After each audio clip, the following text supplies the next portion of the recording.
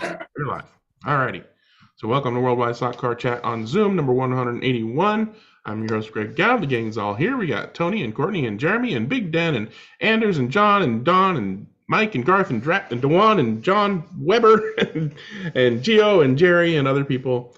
Let's talk slot cars. Today we're going to start off a little bit different. Instead of doing show and tell first, we're going to do kind of a presentation of sorts. So if you're a digital person, you want to pay attention to this because it's pretty cool, interesting stuff. And then we'll do show and tell and all the regular stuff afterwards. So Anders is here to present some interesting things that he's been working on. Are you ready to go, Anders? Yeah, of course. Thanks for having your show, Greg. That's to say, right? I've been here before. You maybe remember I posted show this. Last time was here in March. It's a signed poster by Ronnie Peterson. And we talked about that I have in these 17 years I've been on Slotforum, probably made 250 posts, and that's what Greg does in a month, and Gio does in a week, and done 25 more, and that was Greg does in a week, and Gio does before breakfast, I guess. Not anymore.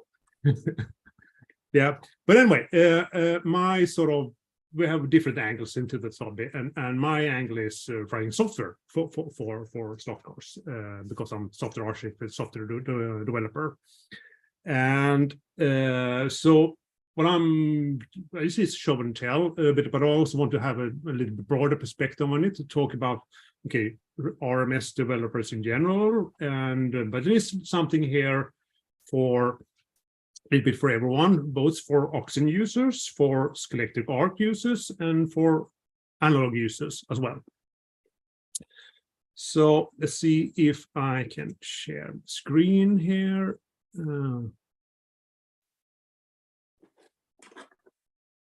Right, you see the web page, right? Yep, platform. Yep. So there are different RMSs for slot cars, and if you're running analog, you have plenty of things to choose between. Everyone probably have their favorites, and when it comes to digital slot car racing, there's a bit fewer of those RMSs available, and because it typically tends to be a little bit more complicated with all the simulations and stuff, things like that. So here's an example, one of my favorites, one of my many favorites, Smart Race. It's a beautiful program, beautiful presented. It is for Carrera, digital only, and for Mac and tablets, but unfortunately not Windows. That is a little bit of thing with how say developer environments developers looks like nowadays. Those people that are in the 30s, 40s and come into this, they're probably not used to Windows. So develop for Mac or something else instead. That's simply how it is. But this program here, beautifully presented, and trying to not get Zoom to get in the way here.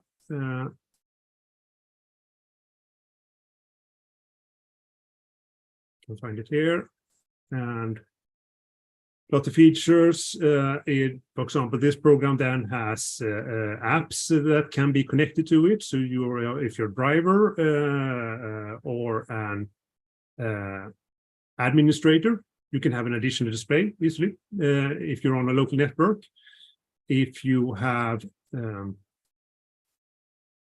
see if we can get Zoom away.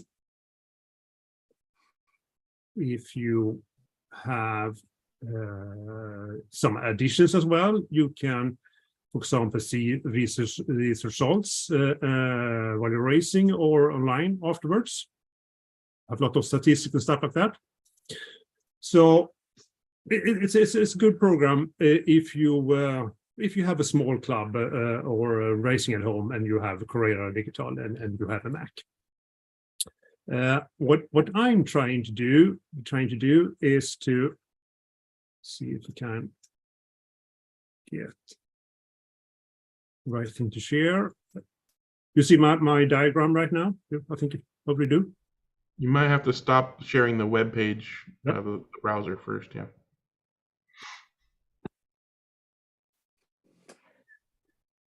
So, Yep. so this is a little bit what I'm trying to do for the last 10 years or so, something a little bit similar. If Smart Race is for, let's say, home racing, club racing, what I'm trying to do is something for, let's say, more large clubs or large events, where you typically don't install something on your local Windows machine. I installed it instead, but I installed it in cloud. So this is sort of online real-time data, where the only thing you install to get home is maybe a Raspberry Pi, a little program running on that, a small little computer connected to the track. And there can be different tracks, can be Oxygen, can be electric or Carrera or analog stuff. And then you use an app or a web browser at your home to manage the race or view the race. Or if you're not on site, you can view that well, from anywhere in the world while it's actually going on. And connect a set of gadgets to it. But this is also then pretty complicated. It takes time to develop and probably never manage it. So I've been thinking of, okay, how can I split things, make me sort of usable for releasing at least something of this. So I got a little bit thinking when it sort of a few weeks ago realized that Oxygen 4, when it gets released, will not have an RMS support. There will not be an RMS for it that actually supports fuel simulations. So then I thought, if I'm only looking at this little part here, and what I did a couple of years ago, this is actually back from 2007. It's an Inco track I had then. This is actually for you to read slot form. This is actually part of that track that I will hand over to Henry in the Netherlands in a few weeks. And what I did then was back in 2007 is that I desperately tried to get Nimco's digital version and digital working with good driving feedback, drivability, good analog feel in it. It was actually terrible when it was released. So I built my own digital console with my own hardware, just simulating what that thing did. But I didn't have a RMS in that time, at that time. So I took PC Lab Counter. You can see it running on the screen here, and it's on the projector screen as well. And I simulated the output from this little thing that I built myself to pretend, to trick PC Lab Counter into believing that this thing actually was a Scalextric digital control unit instead. So, because that was supported by PC Lab Counter, I could trick PC Lab Counter into believing that it actually talked to a Scalextric system, but it wasn't. So you may have been seeing where I'm going a little with this here. So, okay, if we think of this then being, this is Carrera, and this is a little thing that it actually connects to the Smart Race app on a tablet. And these two things connect through Bluetooth, but there's no way to connect the Oxygen 3 dongle or even the Oxygen 4 dongle into Smart Race here somehow. But let's say then if we actually could do the same trick here again, right? If we could get a little thing here, for typical Raspberry Pi, put in the dongle into Raspberry Pi, the Oxygen dongle, and then get this little thing here to talk to Smart Race for Carrera Digital. Then what would happen then is that with Oxygen 4, we will actually have all the bells and whistles that Smart Race for Carrera Digital has. Because Carrera Smart Race running on the tablet here on a Mac OS would not understand that, okay, I'm not talking to Carrera here. It would still think that actually talks to Carrera, but it actually an Oxygen dongle instead. And so that's sort of my path forward to actually getting cube simulations for Oxygen 4. Can I ask a question? Of course. So if you are going to do something like that, right? I mean, are you not going to introduce some kind of a delays, especially if you're going to do simulations? Is it not going to be affect the performance? No, not really. It will be, I mean, because what will happen in this little thing here, it just fetch the data from the dongle and convert it, transform it into a format that Smart Race actually understands.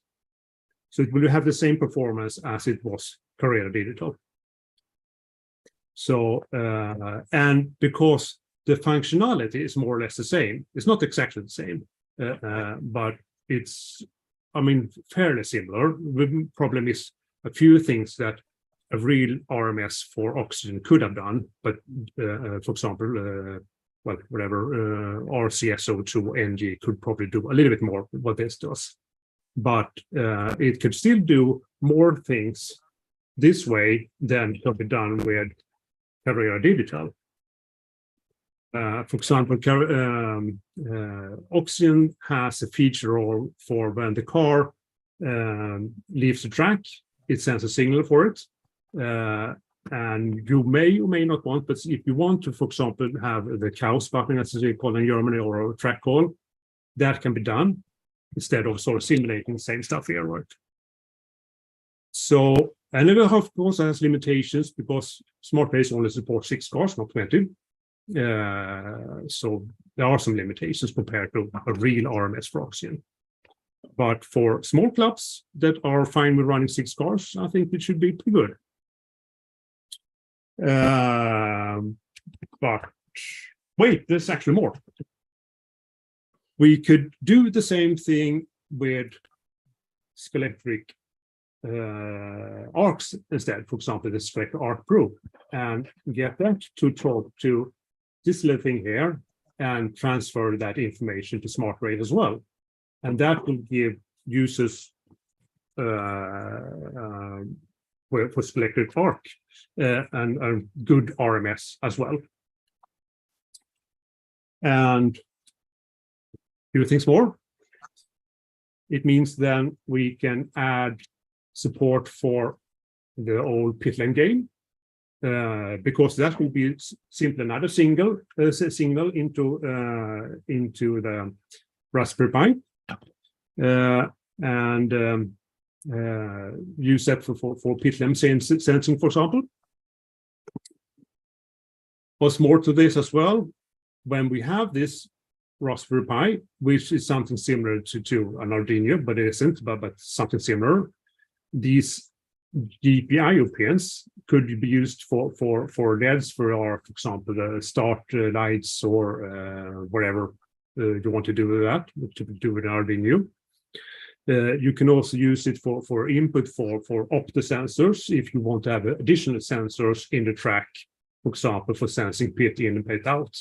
Without needing, for example, a Pitlane game or pressing buttons on a controller. There's some more stuff here as well to this, and by hooking up, let's say, if only we were to do Oxygen to Smart Race, maybe a little bit complicated way, and it has limitations. Yes, it has.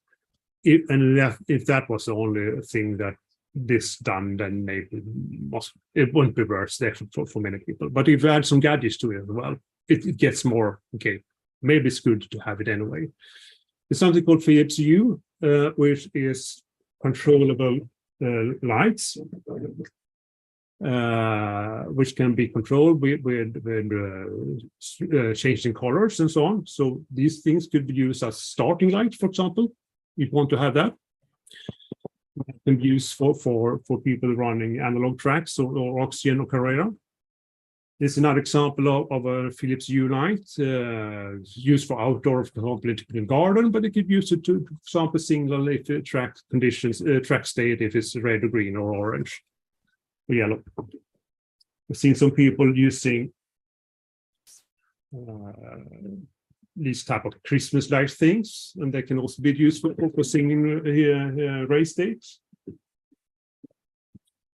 If we talk about analog tracks, I didn't show that at first, but we can also, to this little Raspberry Pi, connect a typical analog sensors and get smart race as an RMS for that if we want to.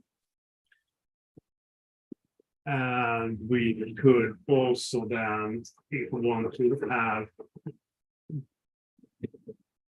these type of RGB displays, which are typically something that you will see and typically a new commercial sign, big board or something. They're built up small, these pieces are built together. You can buy them individually and you can control them with a Raspberry Pi as well.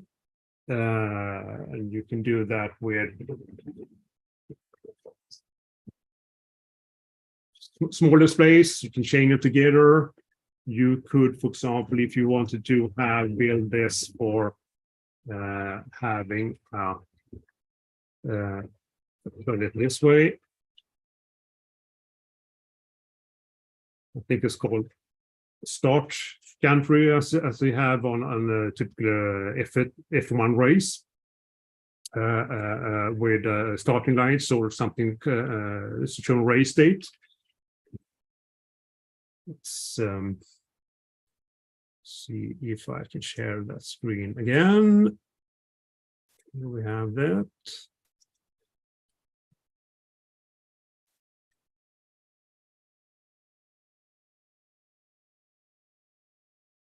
Here's a better picture of that. It could be a fun addition. And if we want to have, well, Carrera Smart Race doesn't support 20 races, but here's an example of what I did 2 years ago. So that can be one thing. And if we want to have a picture of what this actually is, okay, we have a different set of inputs. Those we've seen here, the data can be transformed into, for example, a standard protocol that is Carrera supported by, for example, Smart Race, the Carrera protocol. But it could be something else as well. It could be, for example, let's say for analog races, could be race coordinator that actually outputs some data. And it already has good support for Arduino, for example. But if we wanted to add something like this, then that's in it could be used as well. So, yeah, it's a small little thing. Hopefully, will be appreciated by not that many. It's not that big thing, but at least a handful of people. And hopefully, if you start with something. So, a couple questions from me. Is this something that you plan to share for free for people, or is it something you're going to market and sell? No, everything I do is for free. Fantastic. I'd love to hear that. The next question, because it's a bit build your own, right? Yeah. You need to build your hardware yourself and everything. And if anyone else actually decides to, okay, I'll build hardware for this and I want to sell it, fine, I'm fine with that. But it's that's not what I was getting at. But I guess that's a good question too. So thank you for answering that. What I was going to ask is, are you planning to open source it, like put it up on GitHub so that it's already there? It's already there? Freaking awesome. So I guess we're going to need some links to your GitHub. And I'll post a link to the Slotforum post are you going to do a dedicated post on this on Slotforum? Yeah, so give me the weekend. Okay. So I'll do that instead of posting in the same thread I already had this, right? So it's better that I end up in a new place. But yeah, give me the weekend before I do that. So what I've done so far with this, okay, which state is it in? Okay, so you can look. I don't demonstrate the program, this case, right? But there's some source code here. What I've done so far is that I've made a little bit proof of concept that I'm actually able to start pretending that this actually is a Carrera Digital. Where did I get that? This one here can actually pretend to be in this one. Mm-hmm. But the main work with this will probably begin for my when I have Christmas vacation. So it will take some time, but probably starting in the end of December. More Question. Yep. Are you running Raspbian on that, or is this your own OS on the Raspberry Pi? No, it's Raspbian or any OS that are actually supported by the Raspberry Pi. Okay, and then is there any way to use what you have here for analog tracks? That's what I was missing, like with the pinouts and stuff. Yep. And then it ties. So if one guy in the club has a digital track, one guy has an analog track, one guy has Carrera, you could tie these all together. Like it looked like you had a cloud where you could like stats could be shared through different systems. Yeah, but that was actually you're right, but that was, I mean, not now. I'm just curious. Is that where your roadmap is looking to go? Definitely roadmap when it comes, Okay. but it takes several years before. Yeah, sure, of course. Okay. So I'm only reason this part and this part that's not working right now, and that will end up to. That's basically fundamentally it's a smart race feature, right? What you were showing was smart race. Yeah. Sharing stats and whatnot from races. So for Jeremy's vision to happen, essentially, each track in his club, for example, would need to use the Raspberry Pi interface to utilize their hardware, and then they can use Smart Race as the race manager. Yeah. So even though every track might be different, lap counting wise and control wise and whatnot, they could possibly in the future all be using Smart Race for race management, and Smart Race has the ability to upload and share the race stats and stuff to the website. Exactly. The sort of problem where even if Smart Race supports analog racing because it has own features for that, but by using a camera for detection instead of lap sensors, what it doesn't have is to be able to use, let's say, ordinary sensors in a typical analog track, but this sort of gives that ability. But what, of course, Smart Race, what Smart Race doesn't have is maybe features that analog racers want to have, like good lane rotation and all the business wishes that, for example, Race Coordinator has. Anders, could you show us that you had an API type diagram where you had all the different plugs in? Could you show us that again? Because that showed exactly what the two things I want to do at the moment. Okay. What I'm showing right now isn't that. I stopped your share because you were trying to hold up things and you can't share screen and okay. Show your camera. Let's see if I can get back to.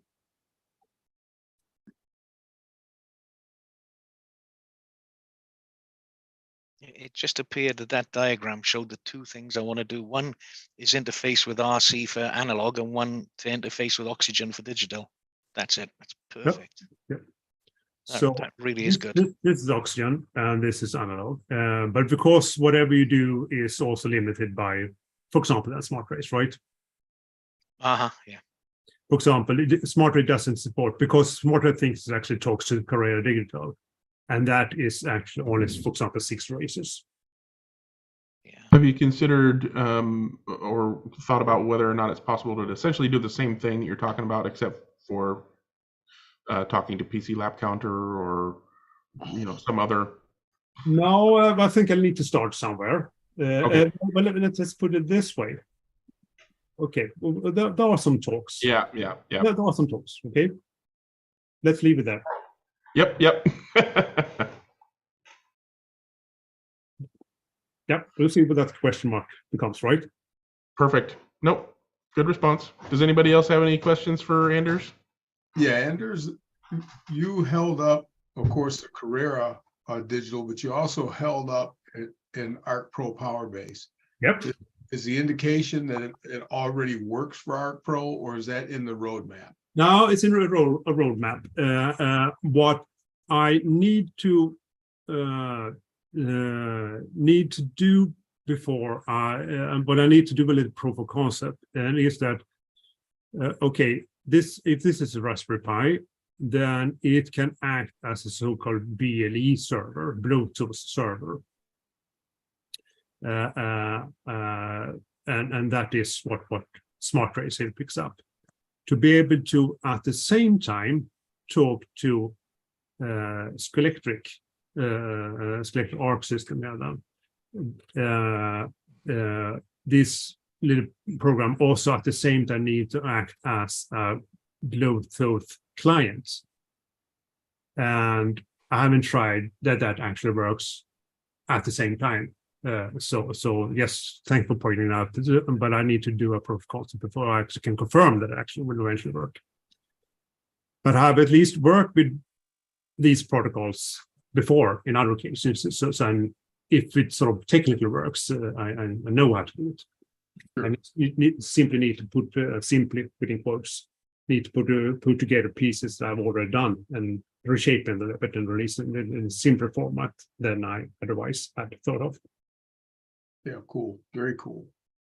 Yeah, That's really just slick, the thought of using SmartRace for Scalextric Arc or Oxygen or whatever you can make it talk to is cool, because it maybe isn't the best app for everybody, but it's pretty good as far as race managers go. pretty good. It's pretty active. Sort of what sparked this idea was, okay, when I realized that, okay, Oxygen 4 would not have fuel support when they first will come out, right? The RMSs need to be doing further development before that happens. But the sort of idea with this was to basically have, let's say, shortcut, something to work with before some better solution actually comes in place, as let's say a more intermediate solution. And I'm sure there will be something in the future that actually will be a much better solution than I'm presenting here. But this is start, right? Yep. So I don't know. Okay, when will this be finished? I don't know. Probably start working in December. It probably take me a year to finish all of what we're seeing here on screen, at least. So I'll need to release the pieces. But I've done similar things before with some of, for example, the Scalextric Arc BLE Protocol Explorer, which actually runs the Raspberry Pi, and it automatically updates the software and stuff like that. So there are some good ways to support it and getting out new releases out and stuff like that. All right. Please do use it. Yeah, I'm pleased you're using the Pi, Anders. It's made about 10 miles from my house. Well, the problem with Pis is that they are a little bit hard to get right now. It's hard to buy, they are hard to find. So you can run a Linux PC as well, or you should be able to run, and those are a little more easy to buy, something called BeagleBone, which is something very similar but not the same as a Raspberry Pi. Yep. All right, exciting project, and hopefully, I assume since you have it on GitHub that you're open to collaboration. So hopefully there's some of course people that will pitch in once that goes out there. So I look forward to your post on Slot Forum. Yeah, that's so that's what I'm hoping for. Let's say what I'm hoping is that we can get back to some place in time where Scalextric Digital was young, and there was much more collaboration between forum members at that point in time. Now we're sitting a bit alone, and by using pieces from each other, which I'm actually then doing. I'm using pieces from Mark, who developed Carrera Digital, and I've been able to talk to them, trying to convince them, of course, to make a specific Oxin version of Smart Race and a specific version of or Pro, but it didn't happen. So this was the best I could come up with. Yeah, I think it's great. Yep. All right, thank you very much for that presentation. And now let's continue with show and tell. Does anybody else have anything slot car related that they're working on they'd like to show and tell? Gio is ready. Go ahead, Gio.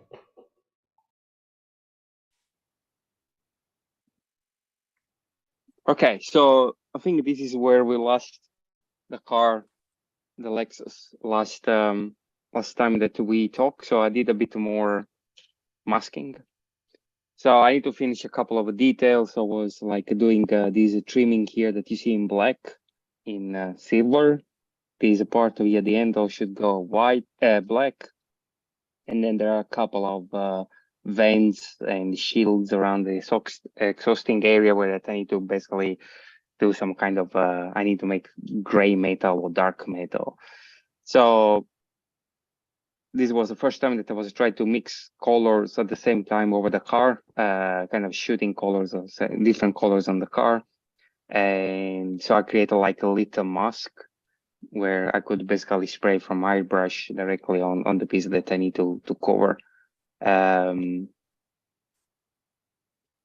These were the bunch of colors that I kind of select. Then I went out, sprayed, and I didn't take any picture of it. So you have to wait a bit longer before you see the finished stuff.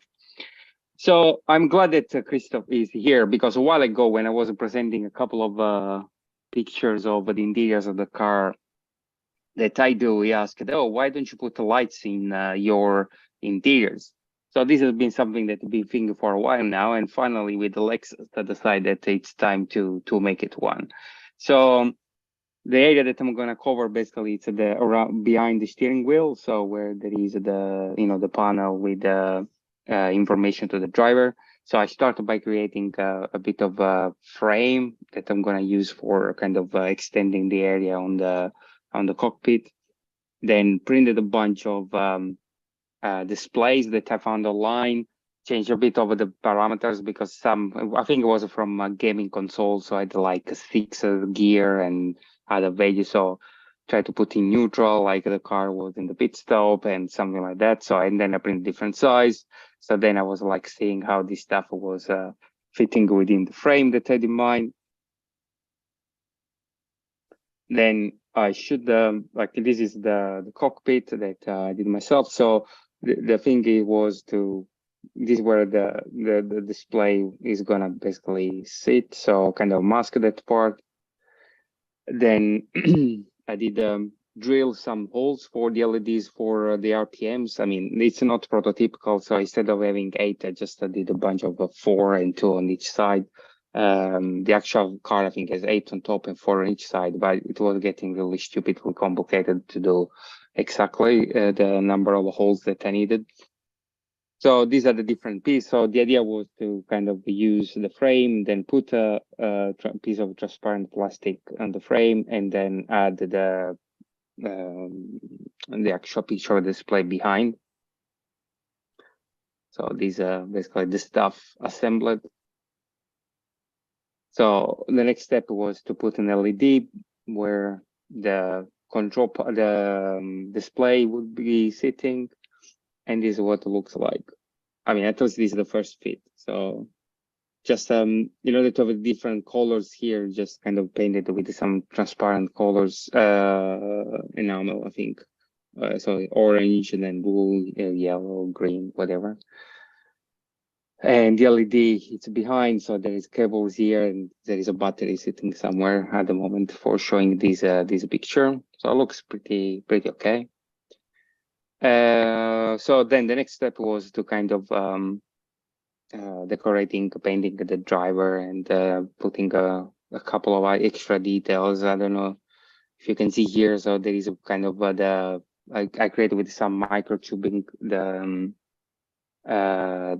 duct for air that goes to the driver. I mean, I left this area empty. I mean, I could have done a bit more work, but I've already, this was getting a bit stupid. So I use also some decals here for some of the, let's call it, signs that are on the rear car. And yeah, I put like a bit of seat belts and then the roll cage. And this time also I try to do the, especially when this car race in IMSA in the States, so they have like these protectors, these nets around the driver. So I did with masking tape and then painting them. That looks pretty convincing, actually. It's not that a huge amount of work. And then I decided I was tired to kind of keep masking this bloody car, so I went and put decals on. So the decals are okay. I mean, they are not the best decals out there, but I think they do the job pretty well. It's still without any clear coat. I had another piece of details here. So the actual car is like so these vents, I think that these are for rear brake, and these are vents for goes to cooling down the shift, the gear transmission, I think, on the back. And so there is this small grill on one of the cars that I saw, so I decided to kind of recreate that as well. And I think, yeah, so this is the car outside. So again, it's not clear coated yet, so it's just a decal sitting there. So the next step will be do a bunch of other clear coat and then removing also the visible edges of the decals. So decal job was easy. I mean, I think the most difficult part was of doing the masking stuff, and I also managed to use some of the other decals, because in the decal sheet, so this part here that you see in black, they were like recreated with the decals, so you had to kind of put the decals on and making them been a freaking mess. So what I did, I used those black decals for doing some extra detailing. For instance, this black strip was available in the decals. It was the right length, but these other bits over here or around this part or the bonnet, they were not really precise. So I cut like kind of small strips of those black decals. They are pretty big, and then recreating these kind of small details. Anyway, so actually, yeah. So basically, I decided to kind of weigh the car again to see what was going on after, I don't know how many layer of paint and clear coat. And so at the moment we are sitting at 10.5, which is grams, which is what we started with before removing some of the material. So overall, I think I've sprayed and decals, it's like 1 gram of material, I think. Yeah, so that's it. Quite stupid, but I mean, yeah, fine. Looking good. The coolness continues.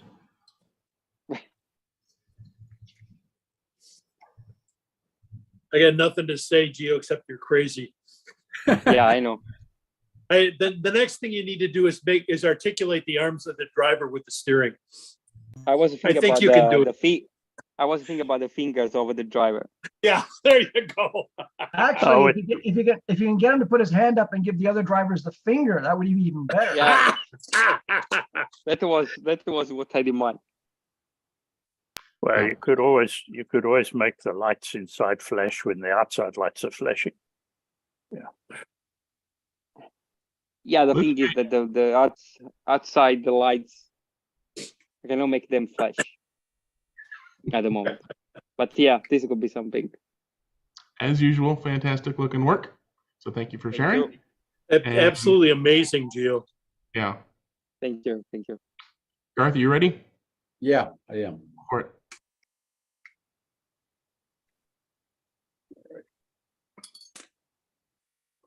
Okay, can you guys see that? Yep. Yep. Okay.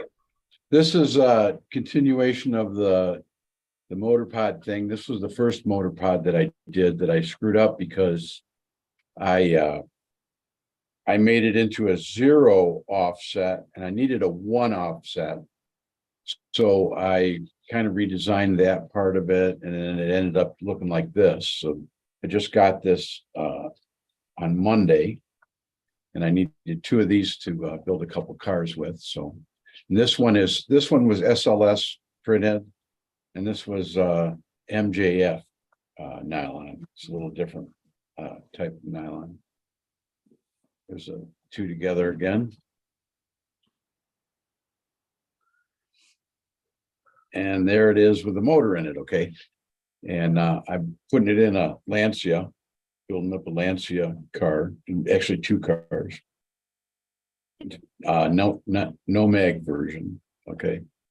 And you see one little thing here that was an issue was the flanged bushing, okay, interfered with the screw head. So I had to turn down the top of the screw head so that it fit in there, okay? So no big deal, but that's the underneath of it. And again, these are in the nylon motor pod. There's tapped holes, and these are M2 flathead or wafer head screws. That's what that was the car as I put it together with the first motor, which didn't work. Something was wrong with the motor, and so I ended up having to change it. So, but that was a oops, hang on. Whoa, I don't know why it does that. Okay, so that's the first motor. Here's the second motor, okay. And this one, the motor worked fine, okay. Just like I had one little issue with this cable tie here, because because this is a 1 offset pod, so the car was pretty low. And you see the cable tie, and the cable tie was way too far underneath the car, so it scraped, okay. But this is a good shot of the car, okay, and it's a Lancia LC2.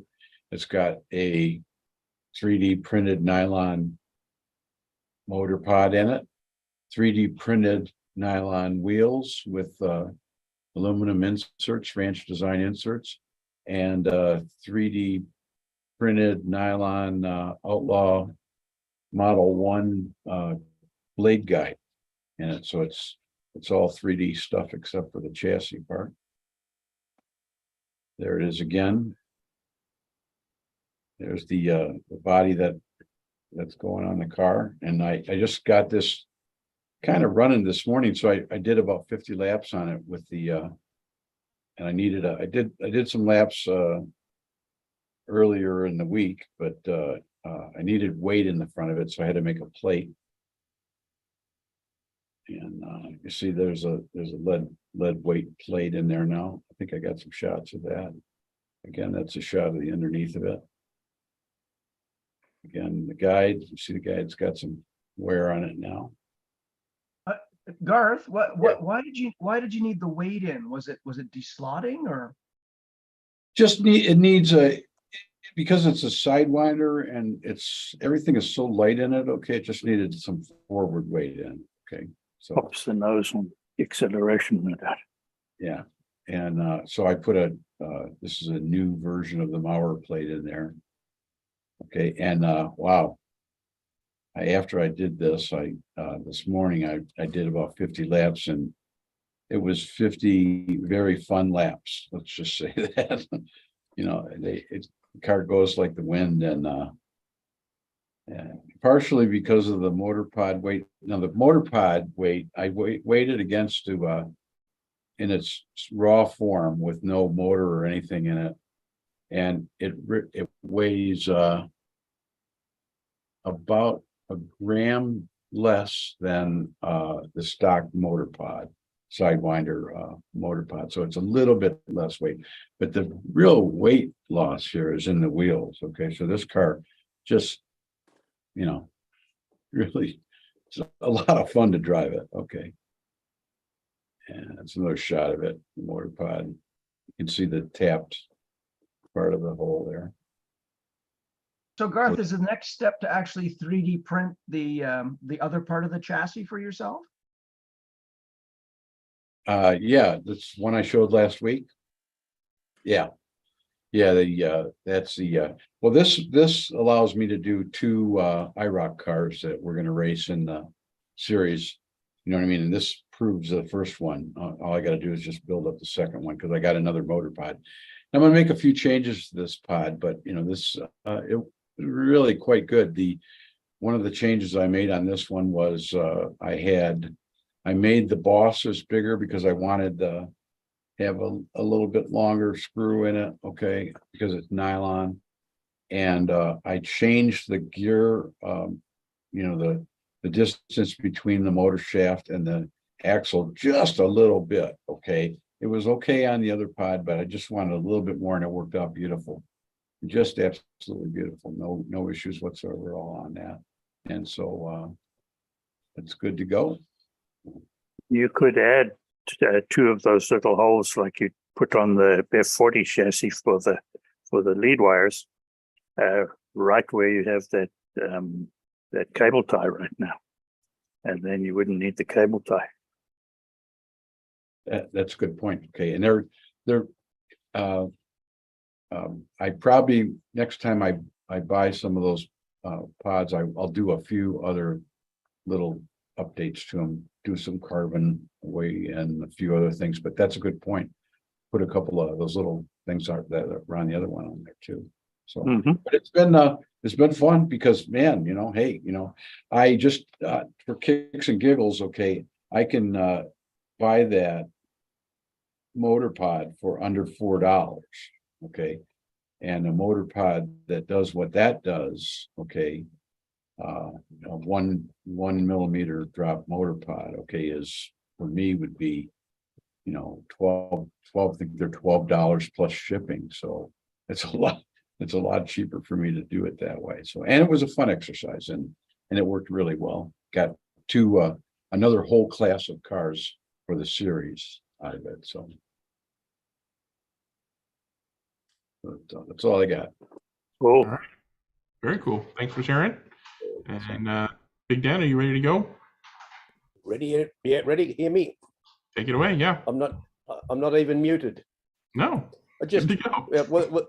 without trying to tell Garth anything. He's obviously a lot more advanced with these things. But where he's talking about having to file down or cut down the rear mounting screw for the motor, because when you've got just my opinion, when you've got a motor that's supported at both ends in the pod like those, I find that rather, one of the options you can use is just put an M2 grub screw in the rear mounting. I mean, really, it's only to stop the rotation of the motor, I would have thought anyway. So, you know, just your standard M2 grub screw, that maybe a longer one than what you'd use in a gear. It will stop combined with the screw at the front, it will stop the motor rotating. And then you can just put a little bit of, some sort of glue or something just to hold it in place. I get you. You're saying put a set screw in the back and a regular screw. Yeah. But it was easy to do it's a wafer screw. So it was just put a wafer screw in a drill motor and run a hand file a little bit. It's just, it wasn't very much that I had to take it down. Okay. And it was because of the flange. Polycar did that at one stage. They had just set screws to hold the motor in. Yeah. And the other thing one of the things I find with the rear grub screw, depending on the design of the pod, it's hard to get the screw and the screwdriver in there. There's not a lot of working room. So that's why you can always put your grub screw on the end of your Pro Tool or whatever, like your hex wrench, and it's a lot easier to locate than trying to hold get the screw into an impossible position. that is true. They are kind of hard to put in there. And the other thing, Dennis made a suggestion about the replacing the cable ties with something else. I was thinking of one of the little tubes that Chris Walker often uses to route his wires. If you just glued that to the torsion bar or whatever you want to call that center just on the top of there, and just a light bit of plastic tubing or something like that, and route the wires through that. So there's an option. I just wanted to say, while you were talking, Big Dan, Yona was trying to show pod and create some pod envy between himself and Garth. Yeah, okay. Well, if Una wants to chuck that up, he can put it on now before I start sharing screens and things. Yeah. Oh yeah, this is real pod envy. Yeah, you know we'll have to do a show and tell on that at some point. Yeah, he said he's got no microphone right now. Yeah, maybe next time. No microphone. That's something my wife wishes that she could shut me off with no microphone. All right, go ahead, Big Ben. And for those who don't know, a grub screw is what we would normally call a set screw. A grub screw is not a cookie before lunch. It is actually a type of screw. Well, us we cultured people would never ever have thought of that, Dennis. But I'm certainly going to steal that one. All the guys in the locker room will love it. Yep. Yep. All right, go ahead, Big Dan. Okay. Well, hopefully with the magic of screen sharing, you're looking at something now on the screen that looks like a picture of a slot car. Yep. Yeah, so this is just a different paint scheme I did on the Mazda 787. It's a slotted chassis and things. Slotted itself doesn't have a lot of options for the Mazda 787 colour schemes. So I did this one, and Greg, being a student of motor racing history, would realise this was the colour scheme. The colour scheme on the from the 94 MXR Mazda. So I just thought that was something a little bit different, just to give a bit of variety to the field. And just moving on to a couple of other shots, you can't see a lot of the rear detail there. Side view. The decals are by our local guy Pato, so that's just a few quick pictures. Decidedly low tech from some of the preceding speakers, but anyway, it's what I do. Moving on to, I think Jim has recently been doing preparing a Revo slot Escort. This is one I've had in the pipeline for quite a while. I mucked decals up, and I was fortunate that Phil in Hobart was able to reprint the side stripes with the lettering already in them. So that came up. That was a lot better rather than have to sort of lay 3 or 4 decals over the top of one another. And that's just a trick of the light. The number being a bit weird there. And yeah. Jim might be able to tell his mate Kiwi Mike that I've sort of used a New Zealand livery just to detail my my Escort. So that's basically it. Oh, I haven't put the hubcap on yet, as you can see. So that's all for this part of the game. So I'll stop the share and away we go.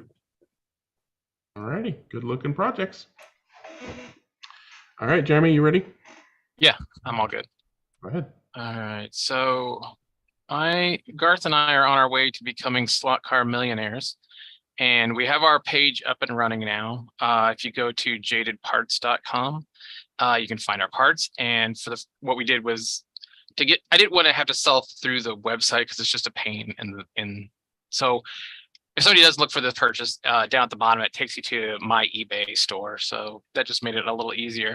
And then like in the first 48 minutes, we had them posted here. I got 4 sales right away. And I thought, oh, we're on our way. But then it kind of petered out. So we've got 4 sales. All I'm saying is we're going to make tons of dollars now. Thank you guys for inspiring us and getting us this far. That's awesome. We'll have more products up soon, but yeah, that's just a start. Jaded Parts. I like it. That is it. All righty then. I'll do my quickie and stop your share for you. Here we go. Thank you. All right. So I got a couple new cars. Of course, they are blue and yellow cars. had to order up the new Pioneer Camaro. It is a very nice dark navy blue and goldish yellow, which is it's kind of nice. It's more. It's darker than my normal yellow and blue, but it's still a beautiful car. So I can't. Jeremy's got a nice guide for that. I'm sure he does. Thank you. And here's a shot of the rear and the chassis, pretty much what you would expect from a Pioneer. And of course, I had to get something to get some free shipping, and this one recently came out from Scalextric, classic Mini Cooper in beautiful blue and yellow Napa livery. And it's true to scale. Look how crammed in that driver is. And what I kind of liked was this hexagonal pattern that they kind of hid in part of it. It's also on the top of the hood and on the top of the roof and on the front of the hood and everything, and it kind of blends in. I thought that was pretty cool. Here's a brighter view so you can see it more clearly. Oh, is that an inline? Nope. Well, yeah, it is an inline.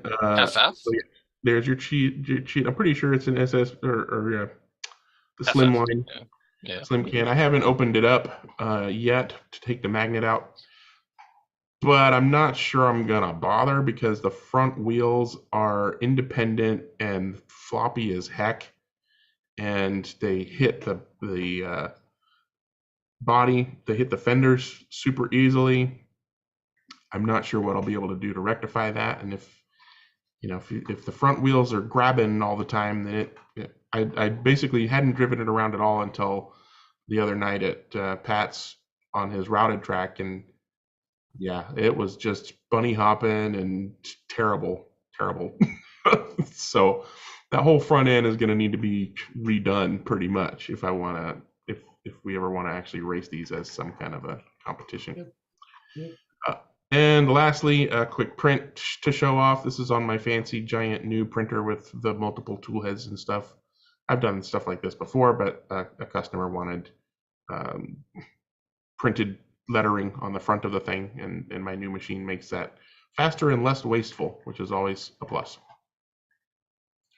How big a format does your new printer print? It has a build volume of 360 millimeters cubed, 36 centimeters cubed. So pretty good amount of space. I could print a whole helmet in one piece if I wanted to. What'd you get? Prusa XL, 5 tools. Yeah, nice. Between those two cars that you got recently, which one has the smoother sounding drivetrain? Probably the Scalextric because Okay. the Pioneer sounds like a box of rocks.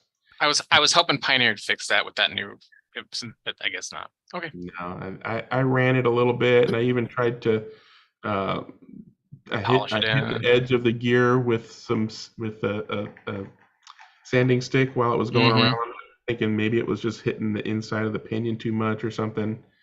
Yeah. So what is the cause of that? Because the Legends cars, they're perfectly quiet. I mean, they're one of the quietest cars I own. So I just can't figure out what the problem is. Is it just the spacing between the pinion and the axle?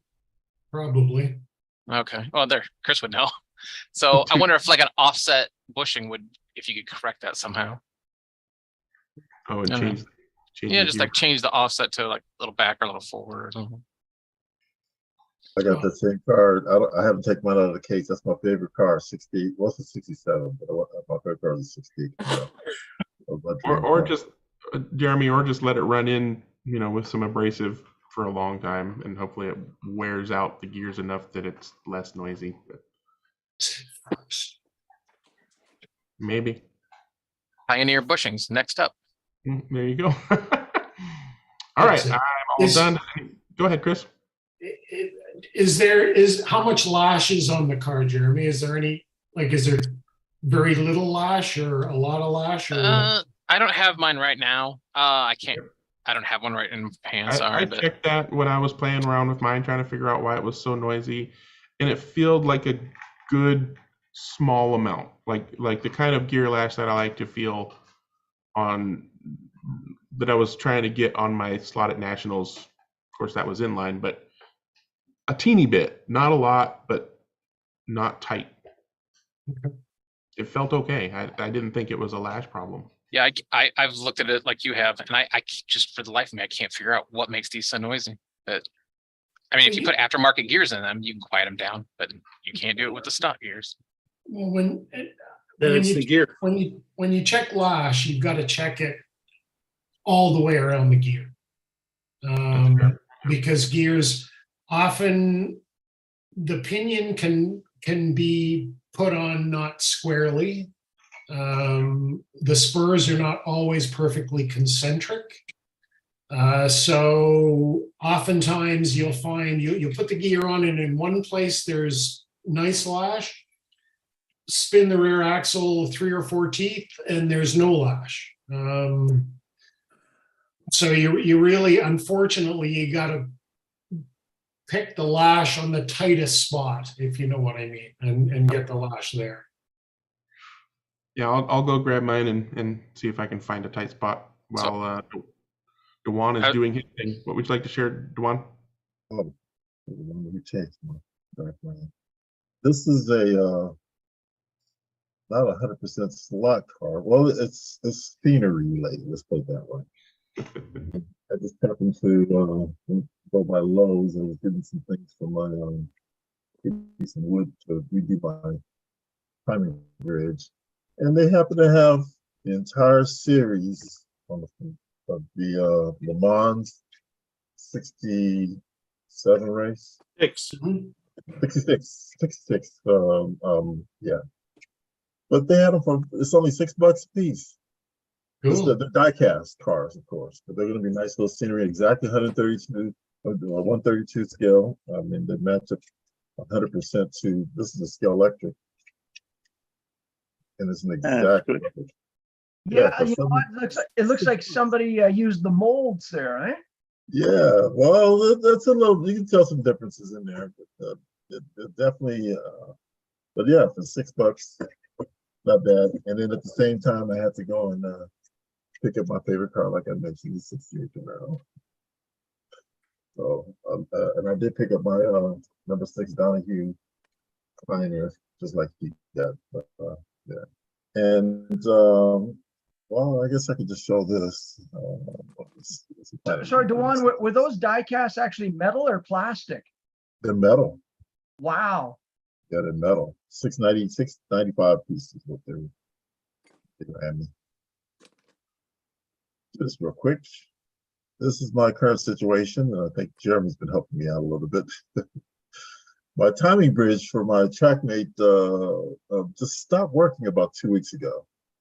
And so I was going to troubleshoot it, and I still will troubleshoot it. I'm not planning on throwing it out. But at the same time, I just figured this would be the opportunity I can try and do some little tricky things. So I'll work with Jeremy on, because I've been using Race Coordinator with fueling and all the wonderful stuff that comes with that for my analog track. And now I'm going to go with the Arduino system. The TrackMate bridge is a little bit narrow. It's only 18 inches wide, and my track it's 15. Well, the 7.5 inches, but the two borders make it exactly 18 inches wide. Actually, the TrackMate is 17.5 inches wide, and my border to border is 18, and then it kind of flares out a little bit, so I need about 18.5 inch clearance. So I'm building. That's why I was at Lowe's. I was getting the wood to build a new bridge and put all that together, and then at the same time I'll go ahead and oops, wrong way. Yeah, so this is my, I have a modular type of driver station, so it's the underside of it. So I'm going to add 4 more call buttons. I have a single call button right there. That's a master call button. But by having the individual call buttons, Race Coordinator has the capability of monitoring who pressed the call button from which lane, and you can penalize that individual if you so desire, and you can time them out so that they get 1, 2, 3, just like you have crash and burns. And it has also the automatically sensing feature within Race Coordinator to let you do crash and burn, but that's too harsh. Well, anyway, but another thing is by having the individual call buttons and doing this Arduino solution, it allows me to control the power to each and every lane individually, so that I can turn the power off. Because right now, when you run out of fuel it just stops counting laps, but you can still just, you know, sit there, move your car around and everything like that. And you can just get their little practice rounds in and things like that instead of going officially and stop. Because you run out of fuel, you're supposed to stop, not just continue to go. Right. So that's what that's all about. So that'll be updated. I'm probably gonna do. I think I'm gonna do not documentary, but I'm gonna document the whole process, maybe video part of it, and show the steps needed to do this so that people just go ahead and duplicate it a lot easier. But I really appreciate Jeremy's help. He's been kind of coaching me along here. Hey, you're welcome. A $300 parts order would really say thank you. All expense paid trip to Vegas would be really nice right now. Thanks, buddy. Well, when you get here, I'll have a place for you to stay. Yeah, to race. Thanks. Yeah. Brian, is your track still working? Is it all good? Jeremy, it works perfect. It has not missed a lap. Perfect. Okay, I've been cool. meaning to do a show and tell on it, but you keep catching me at 1 o'clock in the afternoon and I'm working still. So it's kind of hard to do some of it, but yeah, I printed a new gantry for it. The one I made was a little too narrow or short, and it works great. Couldn't be happier, bud. Thank you so much.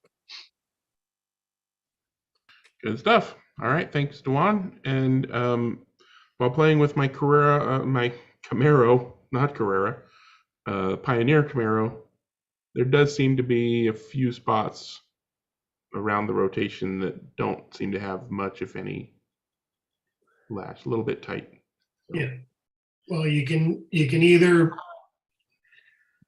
I mean, it could be an out of round pinion, or it could be an unconcentric spur. Yeah. So the most expensive thing is to replace all the gears. The cheapest thing is to pop the motor out, and with a scalpel, you can take a couple of slivers off of the front bits of the motor pod where the bushings touch, a little bit at a time, put it back in, and you can sort of move the motor ahead just a tiny little snick. And then you may need to glue it in that position. Yeah.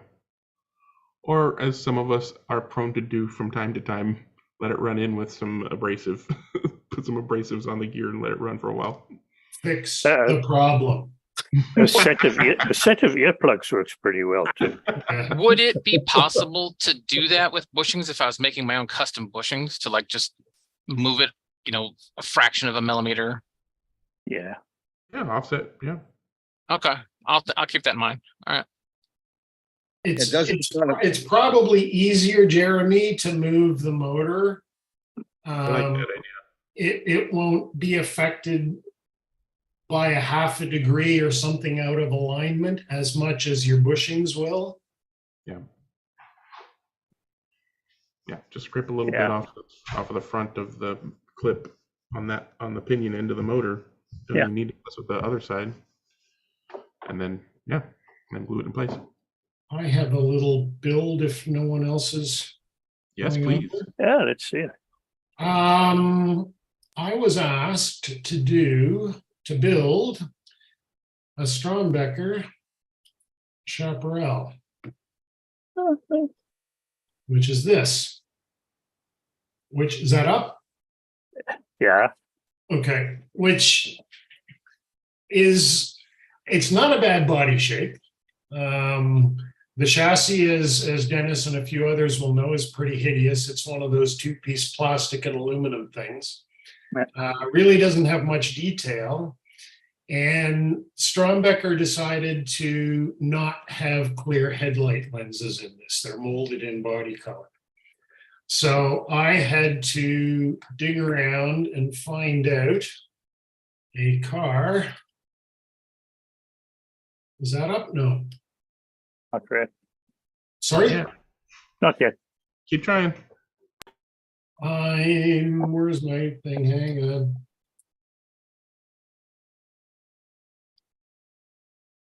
There you go.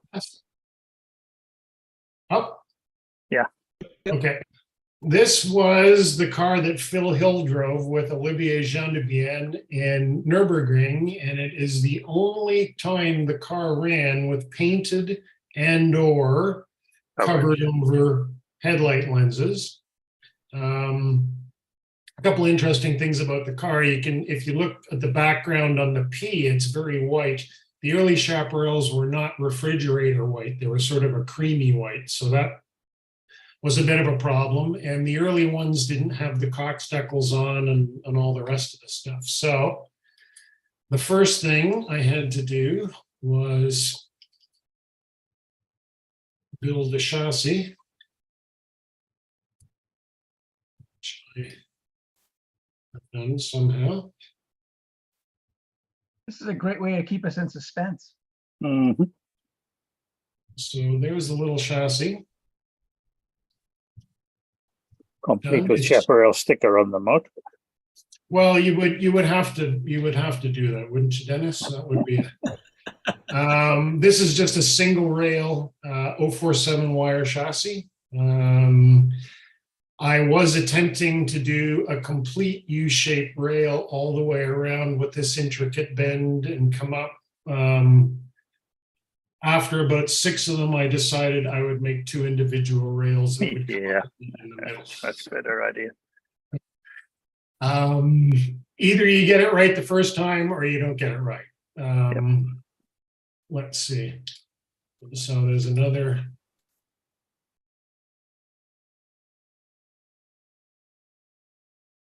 Sorry, guys, I've got to learn how to do this somehow a bit better. I'm not great at this. So just a little front shot of the chassis. Is this coming up like as a really tiny picture or no? Oh, it's not too bad.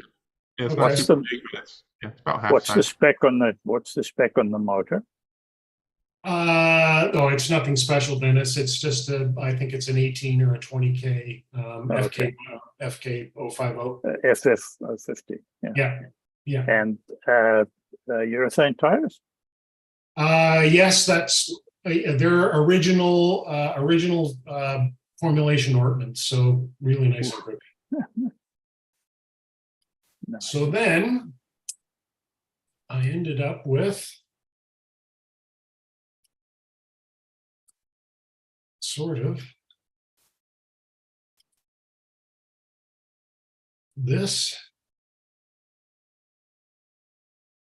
So had to make gas caps and wiper blades and decals and wheels and all kinds of cool stuff there. And then I did find some decals for the Texas license plate.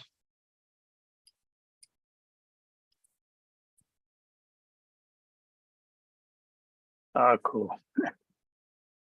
So I made little, I've got this stuff called Blacken It, which the model railroaders use to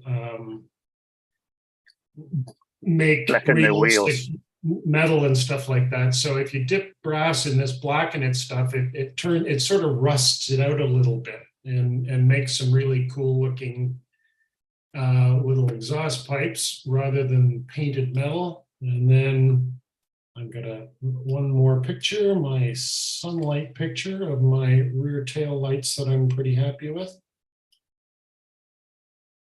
And then I will leave you.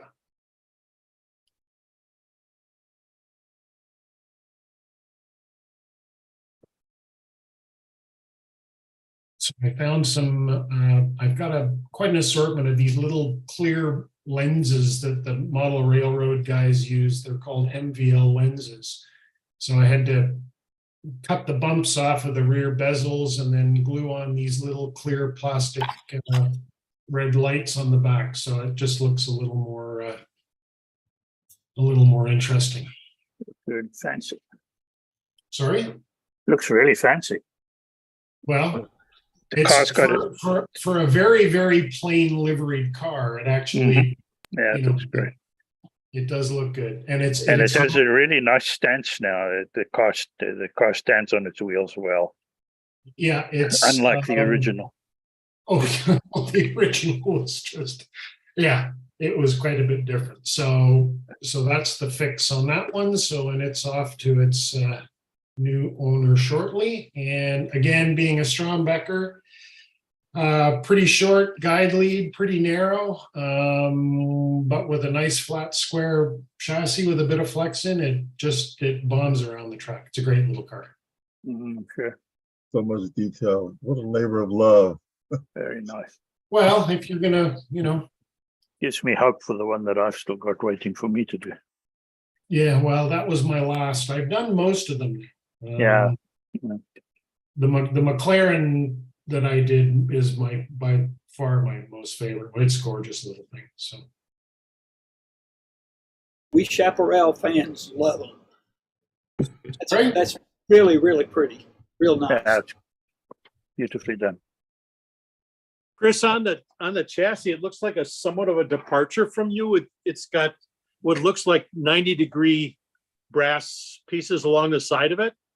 it does. And the reason for that is I built the chassis with a fairly low clearance, track clearance, to the point where the chassis sides could be seen below the sills of the car, because the Chaparral is not that low of a car. I mean, it's right.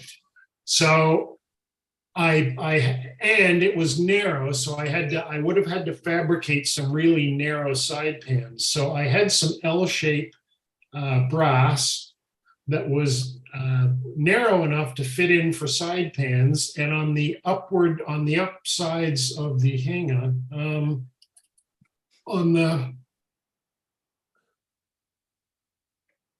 you can't really, well, maybe you can.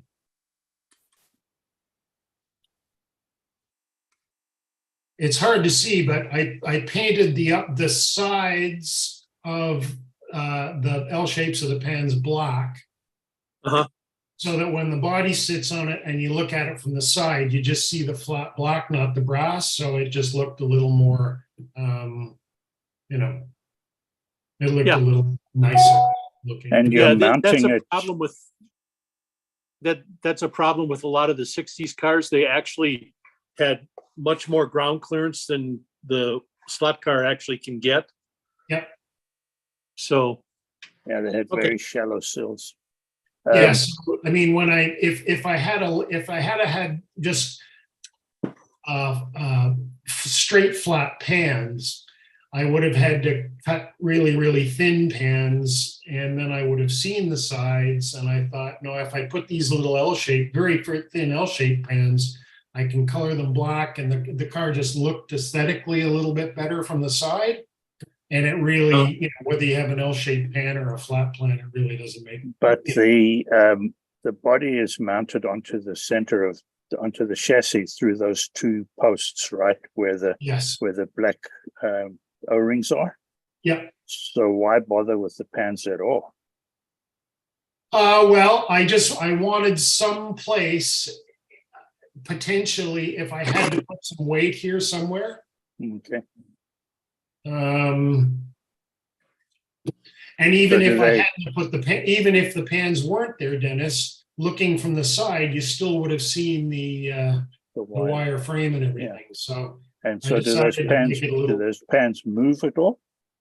The pans no, they don't, but there's a very thin piece of wire on the front in a U shape that is soldered onto the front of the pan here, and it's an 030, and then there's a very tiny two little bits at the back. So there's no free movement, but because I located them right at the front and right at the back, it still allows a reasonable amount of torsional flex in the chassis. Okay. And then the 047 wires are, not bulky by any stretch. Anyway, with an 18K motor, it's plenty. Yeah, that's nice. Very nice.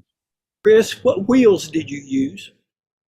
On that, I used Mitos wheels. I had some Mitos wheels, and the only reason I use those is because they fit the slotted Chaparral inserts. So there was no, it's the car runs great, but it was never intended to be the world's fastest slot car. I mean, it's not going to be because of the size and the dimensions. So everything I did on that was purely from an aesthetic point of view. All right. Good stuff. Looks like we're done with show and tell. Does anybody else have any show and tell? All right, moving on. I have a quick question. Yeah.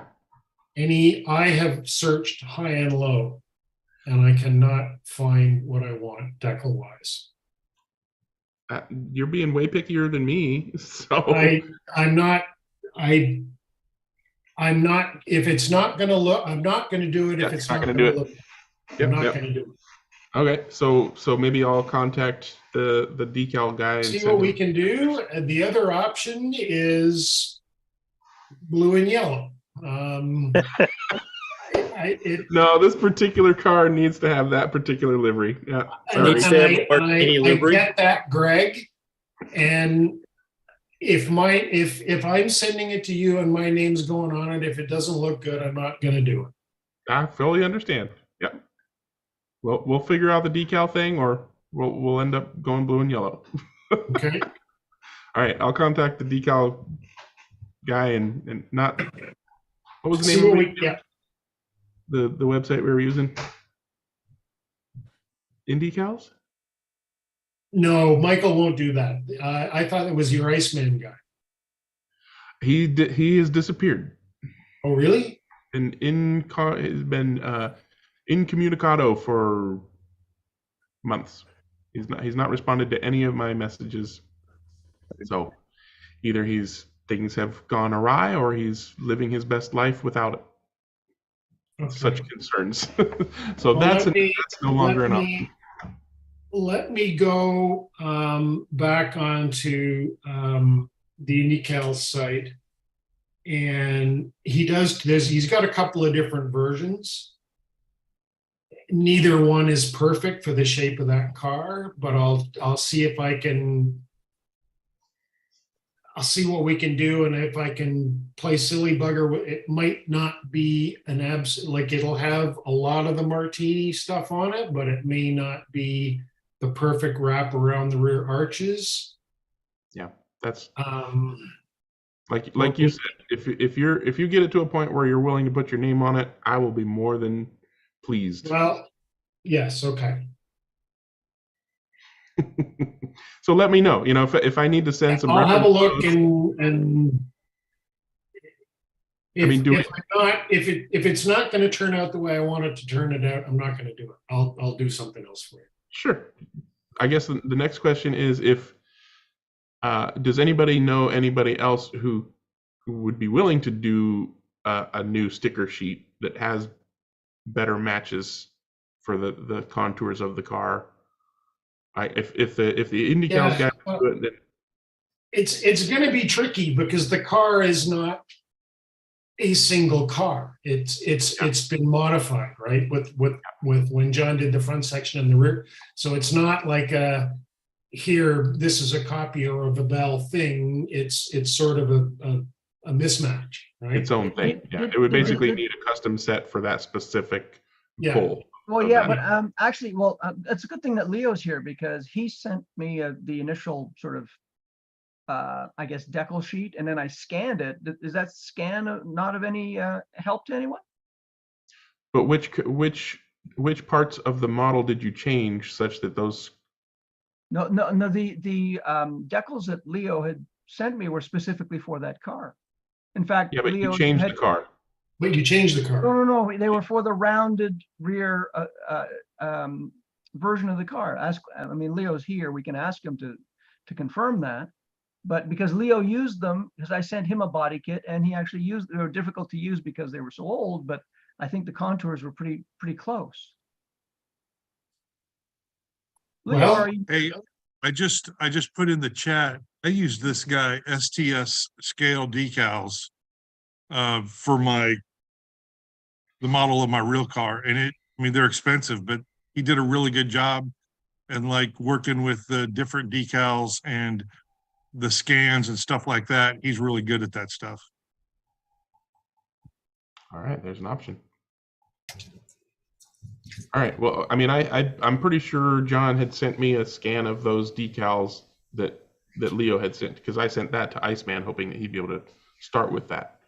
So Yeah, and so did I, Greg, along with a body kit, just so for sizing. Yeah. yeah. So Chris, let me know if you want to order the. Like I said, I'll order however many sets you want in order for you to cut and paste however you feel you need. Or if that looks untenable, then we'll contact this STS decals guy and see if he can do a set. Okay. And maybe give me, if we start going down that road, then a good description of what needs to change, unless we send him a model. Well, that's I mean, I can it's like me telling you, make them a little more curved. Well, that means like yeah. you gotta send him the thing, right? Yeah, exactly. Yeah. Okay. Well, working on it. Okay. Work on it. Still working on it. Awesome. All right. So moving on, does anybody have any Club Corner they want to talk about, past, present, or future racing?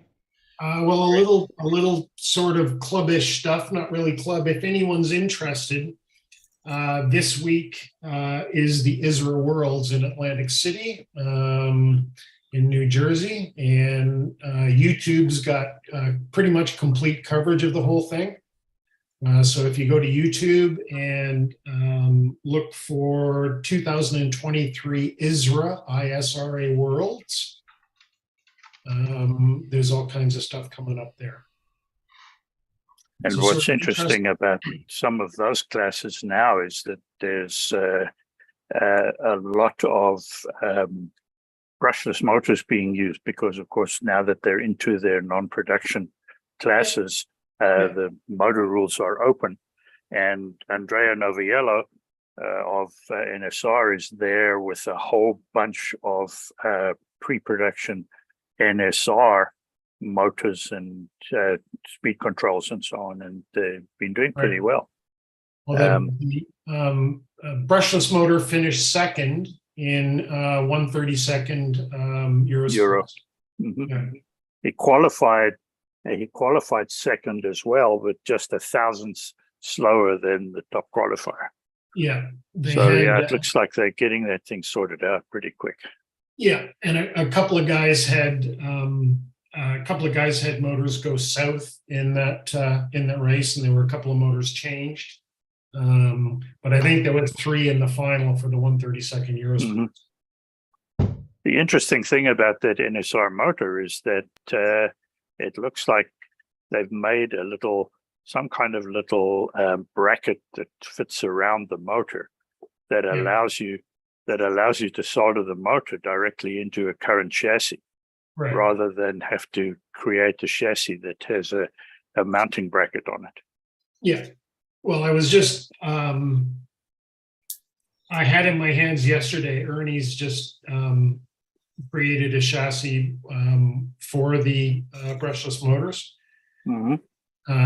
Looks really nice. And we've also seen the NSR piece. It looks a little crude to my eye, but anyway, that's beside the point. But yes, the brushless motors in that type of racing are coming along. So Chris, is that a flexi style chassis he's building for that? no, that's all Eurosport stuff. Okay, Yeah, the flexis won't be running brushless motors. They're all the production race was held, I think it was Saturday night. Yeah. And the production basically for this, it was a team event this year, which was kind of neat. And It's always a team event. It is. Always has been. Yeah. And what they did is they basically handed you a bag of parts 6 hours before the race. So you got a chassis, it was all handout parts. And you had a few hours to build and test the car and put it in the track and see how you did. So, and those were all, they're not going to be running. I don't see. All why- JKC 43s, yeah. Yeah. I've raced last Tuesday with a brushless, and we have one category LMP, and then we can use every motor that you want, brushless or not. And it's like an Arabic horse. It's difficult to tame, but it runs very fast and very consistent. I was very fond of it.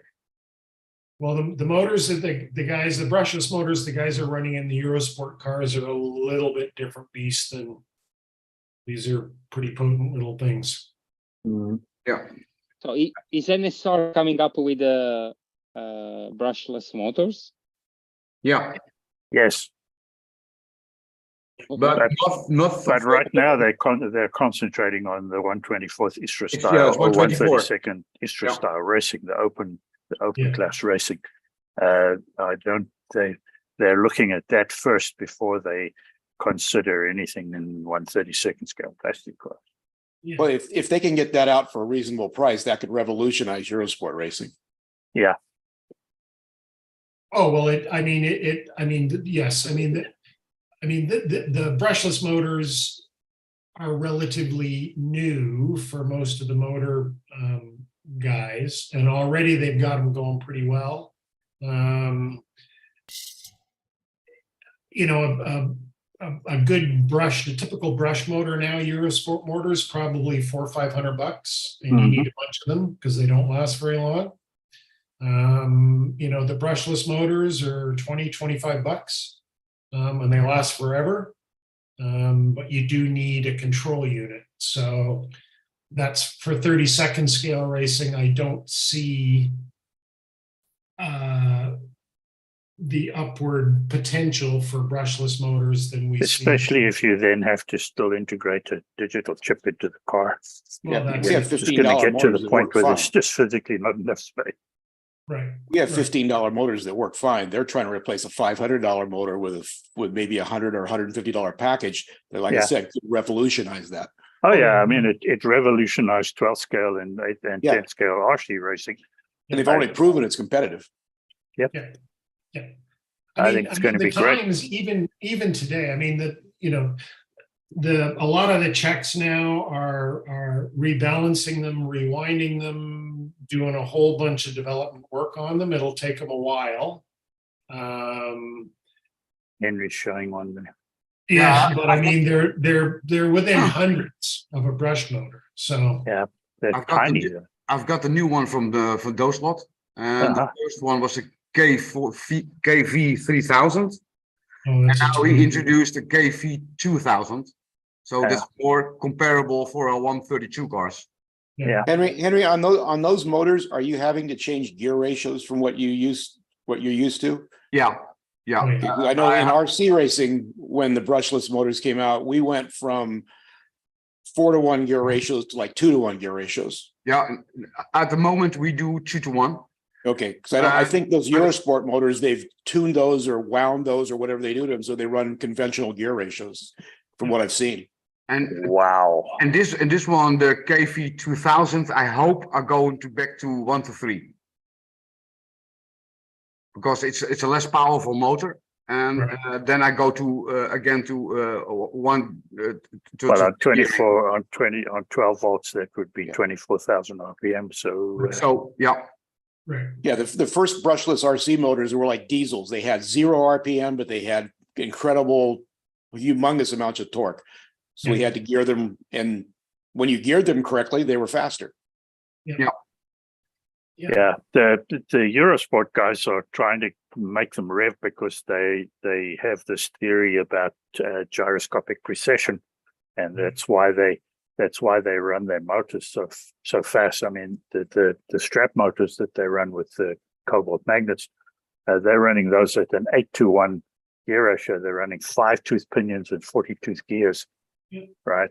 So, and the real reason, and then you wind a motor that can give you the speed you need on an 8-to-1 reduction, so that you get masses of RPM on the armature in order to get the gyroscopic forces that they're looking for. No, it's kind of crazy, but that's the way it works. I'm going to build this one in a Mosler, and I have to turn around the electrics because it drives the wrong way. It goes the wrong way, but let's see how it does. Because the Mosler has a driving ability on the right, on the right, on the right, and slotted on the left side. So I have to turn around the electrics. Yeah. Well, we're going to see. Of course, the motor doesn't care. It's only the speed controller that cares. Yeah. Yeah.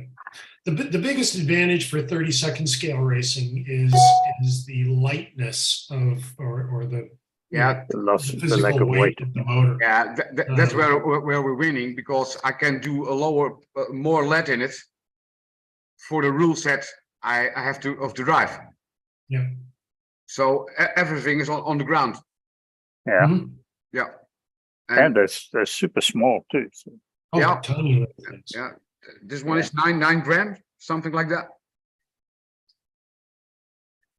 And the acceleration is enormous. Yeah. And I've driven a flexi car with a brushless motor in it, and the reduction of weight at the back of the car improves the handling quite unbelievably. The car's not necessarily any faster in a straight line, but through the turns they are so much more sure-footed, and really good acceleration. We knocked probably half a second off the lap times we were doing at Piranha, basically with the same chassis, just with changing the motor and not really getting much more straight line speed at all.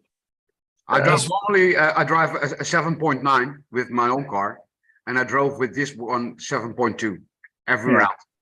And it's stable like hell. Yeah. Mm-hmm. Yeah, anyway, we'll see. Yeah, we've found Yeah, running goes. it. We've been playing with a lot of them at Ernie's track, and the ones we've been using haven't been spending a lot of time on rewinding them or doing anything like that. But the ones we've had, which are the quickest ones we have, are probably about 160,000 RPM, which is not that's an out of the package motor, which sounds like stupidly fast, but in the world of Eurosport motors, it's not that quick. And the big difference on the track that we've been working with them on is basically through all the bends, and we have a completely flat commercial track, and the lap times are basically identical with the Eurosports, even with the slower motor, but they weigh nothing, and going through the corners, they just go crazy. Mm-hmm. But we cannot drive a quicker car than the other, because we have a limit of say 32 kilometers per hour. Yeah. But the brushless beat them all, but he has the same speed. Right. Well, like all racing, it's how quick you get around the lap. It's not necessarily how fast you go down the straight. So, correct. Yeah. All right, let's do some actual race talk. Did you want to do some race talk, Henry? Yeah, I put a link in it for Paul Ricard in the chat. Can somebody? Yep, I got it. Hold on. Hey, real quick, I'll interject. Dewan, look at your chat.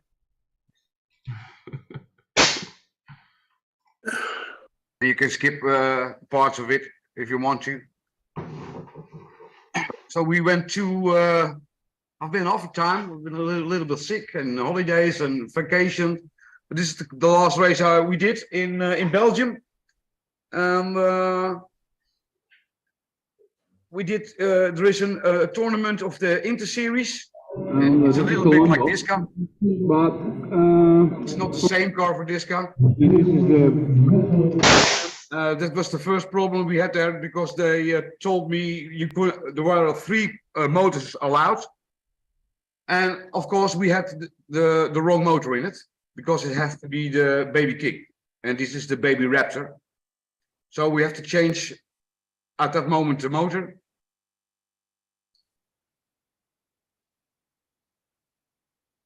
And we built 2 of them. And this is the other one. So we and at the moment he changed the motor, he also popped the chip.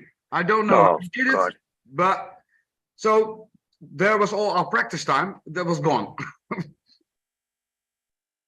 And on a new track, you want to have some practice, but okay. and we drove with 4.0 from oxygen. And the only problem there was with the SCP-2 controllers and the SCP-1 controllers. The SCP-3 controllers had no problem at all. We saw people who drove the car and stayed on the same throttle, and it came off every time.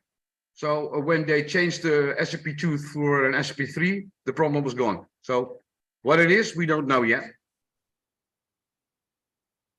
This is the tech inspection, of course, and yeah, they take a lot of things off that moment. The weight, the height, and one of the things they do for the height on the track, they put a magnet on it, under the car, and the magnet is 1.0. But if you do the last car for inspection, you have to take off the magnet. Otherwise, the magnet is going to be on the track. And yes, that happens. So we had a little fire. And the whole track pieces were melting down. Oh gosh. Yeah. I'll show you this later. And 18 teams. And so we drove 12 cars, 12 cars, 12 cars, so 3 stints. And we had to drive 2 times 1 hour. And maybe you come. And I said it was about 80% NSRs, but it wasn't. It's about 40–50% NSR. Yeah, and that's of course of the great flex the cars have on a plastic track. The tires are okay. They had good grip. Sorry, what tires were those, Henry? The G25 and G25s? Yeah, G25s, yes. But they were good tires. I cannot complain about it on Ninko. No. Not at all. And there are handout tires. So, but in the early days, here you can see there was a fire on the track because of the magnet under the car. And that magnet they use for to check the clearance. I love that painting pinch those stripes on there. That's really cool. Yeah. They made really a wonderful track. Does it look like Abu Dhabi kind of or something? It's Paul Ricard. Paul Ricard. Paul Ricard. The Paul Ricard circuit has those. In France. Yeah, it's beautiful. I mean, Kota has similar thing, but yeah. This is the first time I was in the vacation over there for 1 hour, and this is the first time I participate in a match. At first I thought it was a difficult track, but it's less difficult than Suzuka. The driving stand is okay, and yeah, we had really a wonderful time. And so next year I'm going to compete on all the 3 matches, because they have 3 in a year, 2 in Belgium and 1 in the Netherlands, at Eindhoven best. And it was really a blast. And yeah, they have a wonderful accommodation also. looks like fun.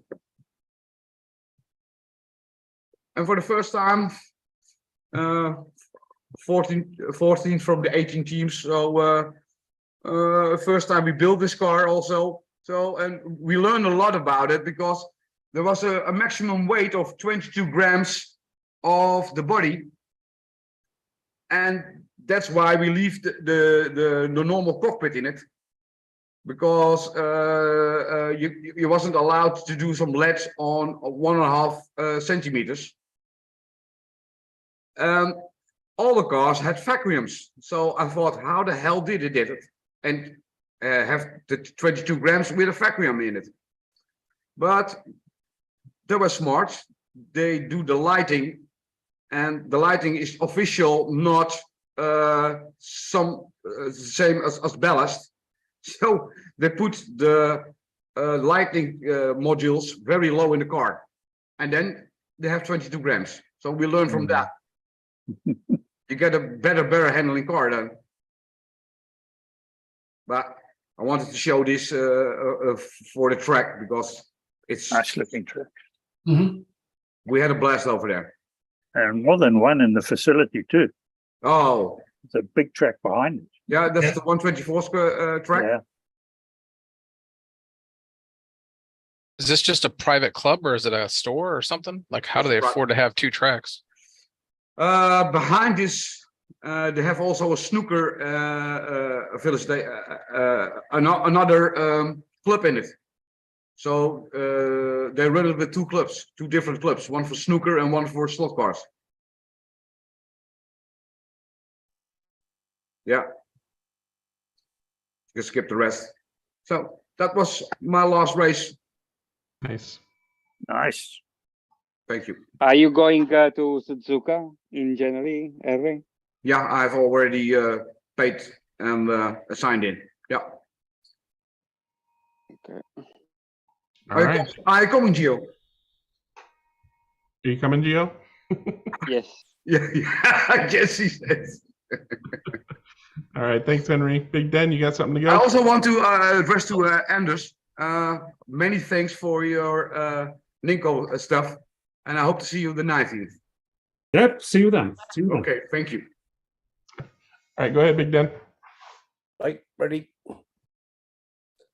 Yeah, so we last couple of meetings we've had down at our track in northern Tasmania, we've had 7 people, which is a good number because it enables to have our 3 drivers plus amp sufficient marshals to make it. So there we go. I've got it up fairly quickly. Now this was a Saturday race on the 14th hour time, starting off with slotted Group C. There's the 7 cars and results. Our host Dave was you can see the totals there. I've got to do them because the panel's sort of interfering a bit here, but let's just go down a bit. Yeah, so Dave was a clear winner. I just got pipped by about 2 feet for second place. So that was that. Moving on to the next was Group C. No, it was Group 5. And the car in front was the quickest car that's ever been on the track in Group 5, so far. Even Dave's gone to the BMW now. The guy who won, Chris, had been out of action for some months and sort of quite an improvement in his physical conditions allowed him to get back into racing. Jeremy at the end of last week's show was talking about heavy cars. Boy, this is a heavy car. It's somewhere, around the 115, 120 grams, and it just won't have enough velocity to come off the track. It's just gravity keeps it to the track. And so, as you can see there, he got about 94 laps, I think. I'm just doing a quick total because I can't see that. Yeah, Dave, our host, was second. I had a deplorable day. I just couldn't get any grip from the tyres. So looks like Red Lane's not your favorite, Dennis. None of them were my favourite that day. I think I started. I think I started off on Red, and there was never a more apt description for the class of cars than sideways, because that's what I was for most of the day. I don't know what it was, but the tyres that had worked a couple of weeks before were just went away and never looked like coming back. So, yeah, Red Lane's the shortest lane. It should be where you maximise your effort, but no, not for me. So a slightly better tail in the final race of the day, which was LMP slash whatever the other thing is, GT1. I ran second with the slot at Aston Martin Lola that's in the middle of this picture there. Is there also a Revo slot in it or not? There's two Revo slot Ferrari sorry, there's 2 Revo slot GT1s, there's 2 Revo slot Ferrari 333s, and I think the Porsche GT1 is a Revo slot as well. In one of the heats, my car and the 2 Ferrari 333s were in the same heat. They were cars that each of them was a car that I'd prepared. One I'd sold to, the red one I'd sold to a guy, and the yellow and blue one at the back was one I loaned to a chap who had his own car expire in practice. The motor expired. So at one stage I had to be careful about which car I was driving because I'd built all 3 of them. But Dennis, are you driving slotted cars and Revo slot with each other? Yeah, that's just our GT1 class. Henry is basically, run what you brung as far as manufacturers are going. And as you'll see in the results, I was only a lap behind, and Dave has got an exceptionally quick Revo slot GT1, and I was I don't think I had any traffic problems would have made me that bit slow. But I mean, you see a lap difference, but it may have only been a part of a lap. It could have been Dave clicked over to 93 and I might have been 92.5. So we don't measure points. We don't keep any other than what I download from the Facebook page. We don't keep any ongoing results or work towards series or anything. So anyway, that's that. And if I could just make a comment, I said we did have a race last Friday night, but the pictures haven't been put onto Facebook yet, so I couldn't present those today. But again, our returning racer, Chris, he built a new Group C car that was as quick as his sideways car, and just did lap scores that we'd never seen before in Group C. And a lot of it's due just to the amount of weight he runs in the car. They just don't come off. So weight works at our track. Just make one final comment about the brushless motors. To do a full setup with the speed controller and all the add-ons over here in Australia, it's about 107 of our dollars, which are probably nearly as good as Canadian dollars. But if you think about it, it doubles the price of a car. A car that costs $100 is now $207. So as Jim said, it's not an immediate solution for 30-second scale racing. Okay, so that's all I've got. Do I stop the share? Yeah. Okay. Hand down. I want to tell you, the motor costs €40. And the electric stuff before it is €25. So totally €65. But the electric stuff I have to buy once, and I can change the motor. Yeah. But to do that initial setup, you've got to come up with 107 of our dollars. Yeah. What do you think I buy for a digital a slotted car for races? It cost me $250. Yeah, well, way beyond our price range or my price range anyway, Henry. Yeah. Okay. Only for the crazy people. All right, thanks, Big Den. Go ahead, Jim. We had a couple races this past weekend in Northern California, and we started a couple new classes. The first race was up at Grizzly Mountain Raceway, which is up a little past the foothills, up almost towards the Yosemite area or Yosemite-ish area. So it's up there a ways. We don't race there in the winter because a lot of times it's snowing out there, but it's really cool track. There's lots of bears around and snow and everything else. The 2 new classes that some of the groups have started are the Group 2 sedans and the Pioneer Legends. And you've seen mine before. There's with a full livery on it, and my Legend that I built in the background. I've since added another Revo slot, and I added this one because I'm a BMW guy, and I did this particular one. I haven't built this and got it on the track yet, but I bought this one because of the fender flares. Interestingly enough, there are 4 different BMW body styles or fender styles, if you want to call it that. And this one looks like you can push the tires extremely far out compared to the other three. So I decided to buy this one. So I'll work on getting this one built for our next race. We had one car was missing in the picture. I think we had 12 cars in the group, only one duplicate. So it was a big success for the very first race. The Pioneer Legends, another new class, is sponsored by Great Tradition. So I want to thank them for putting their money up, money where their mouth is, so to speak. And we had, oh shoot, I did something wrong here. Okay, we had, I inserted a video instead of the still picture. So we had 12 cars in that, in the Pioneer Legends. The support races for that day, other classes, we ran Group 5, and we ran an IROC with Paul's NSR 4 GTs, 4 GT Mark IV. So we had a full day of racing up at Grizzly Mountain Raceway. And because we didn't have enough racing, the next day we went to Fast Track Hobbies. And from a, actually a good sized home track to a fairly large commercial track.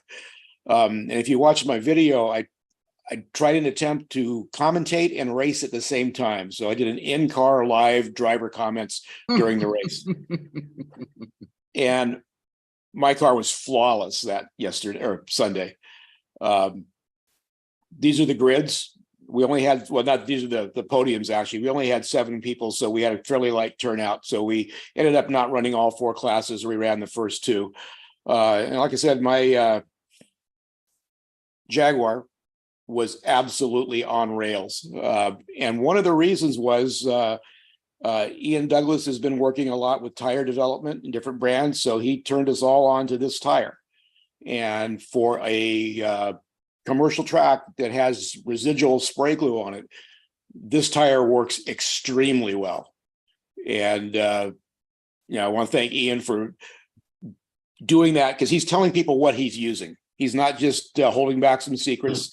He's telling us what he's doing in terms of tire development and tire choices and so forth. So I've got a special set of tires that I typically run on the commercial tracks that I still think are a little bit better. And they're actually the stock tires that have got thousands of laps on them and have come in, but I can't duplicate them. So having a tire that's it's really good and very close to what I've been running is nice. And that's that BRM tire. Interesting. The GT3 race, same way. This is, of the 4 races we ran, not counting the IROC race, the 3 races we ran at Grizzly Flat and the 2 races we ran at the Fast Tracks. I think it's the first weekend that I've raced that I've not run an NSR tire. So in the GT3 race, I ran slotted G25s, and that car was on the proverbial rails as well. It was really, really good. So the slotted G25 rubber for me right now is the go-to rubber for just about any track I'm running on. Even on the Grizzly Flat track, Grizzly Mountain track is, I would say, fairly low bite. And I wasn't sure if the G25s would work on that, but they did. And so I think we've got a new go-to tire. Greg, I am working on the video on this, on the G25 tire and how to true it and so forth. So hopefully that'll be up in a couple of days. So that's it. Did you also run it on a career track? We don't race on plastic tracks, so no. Okay. Well kept secret for you, Jim. BRM makes the G25 tires. Well, that was a question that I had that nobody was able to answer definitively. Is the G25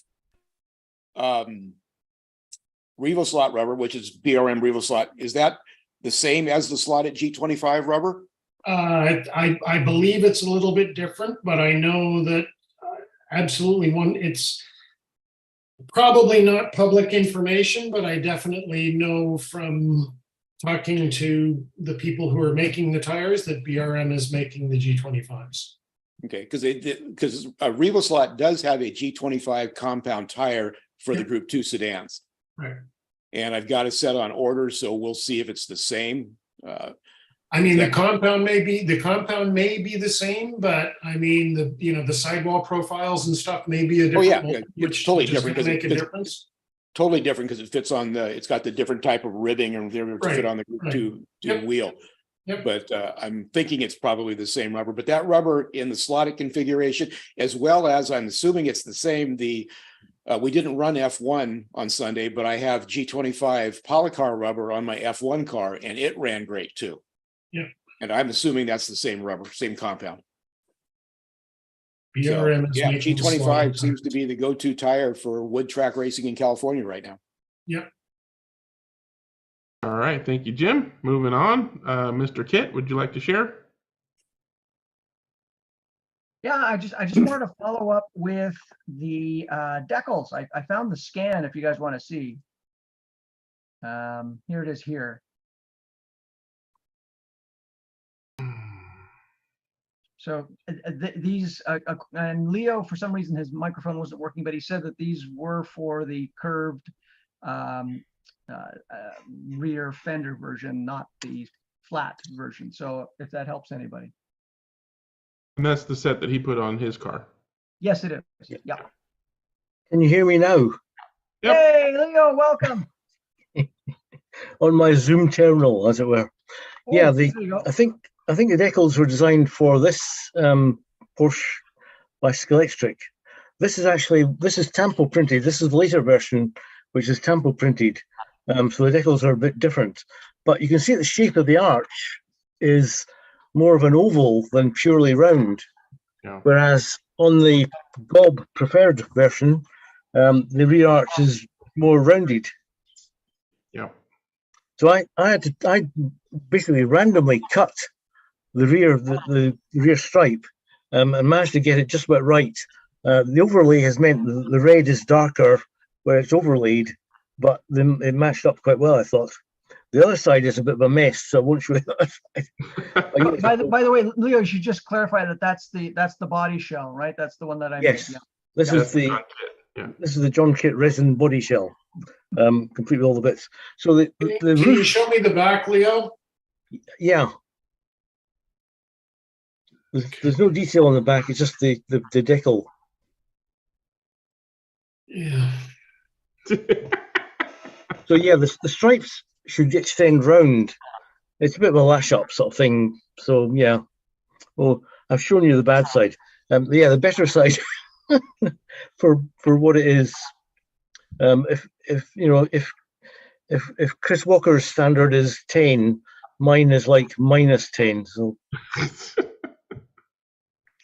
but it's there, and yeah. So the supplier of the decals is a guy. Well, he goes under the name of Kevin Oz, Kevin OZ, Yeah. which stands for Kevin Osborne, as far as I can tell, somewhere in the UK. But so whether he could modify his decals to suit the Gob special, I'm not sure. Probably not. He'd probably need the body shell. Sorry, Kevin. Yeah. All right, we've only got we're already over time, but Mike, go ahead and do your thing, and then we'll call it done. Let me see if I can share my screen. Try once again.